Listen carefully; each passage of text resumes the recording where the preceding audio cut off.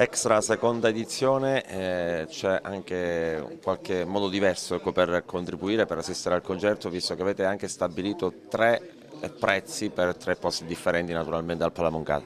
Sì, i prezzi sono stati scientificamente tagliati per le esigenze di tutti, andiamo da 10 euro che è un prezzo penso affrontabile per tutti e della tribuna laterale, poi 15 e 20 euro, tutti i posti sono numerati quindi per garantire la migliore visibilità del pubblico.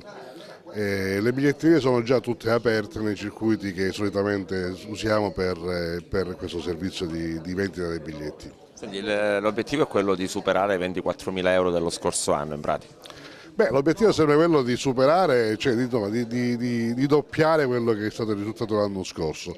Non sarà facile perché l'anno scorso c'era molto entusiasmo, però stiamo lavorando tutti alacremente, io dalla parte logistica, lei dalla parte artistica e siamo convinti che porteremo a casa un buon risultato anche contando sulla generosità dei nostri concittadini. Cominciamo a parlare degli ospiti che si alterneranno sul palco, oltre all'Elona Alfino e Tintoria.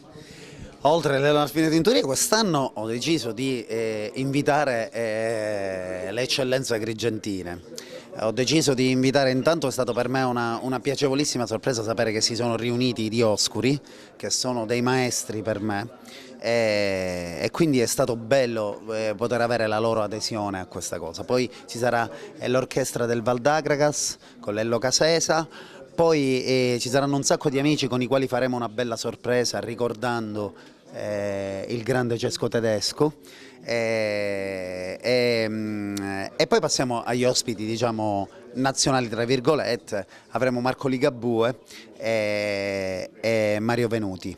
È ovvio che è importantissimo per noi il fatto che ci sia ancora una volta Salvo La Rosa a presentare, poi verrà Massimo Minutella da Palermo che porterà con sé Biagio Conte, perché sappiamo che questo evento quest'anno è dedicato ai volontari di strada e a Biagio Conte, quindi questo non può che arricchire il cast e invogliare di più la gente a venire a partecipare, e partecipando e divertendosi fanno quello che credo sia la cosa più naturale in un momento come questo, cioè cercare quando si può di aiutare quelli che sono rimasti indietro.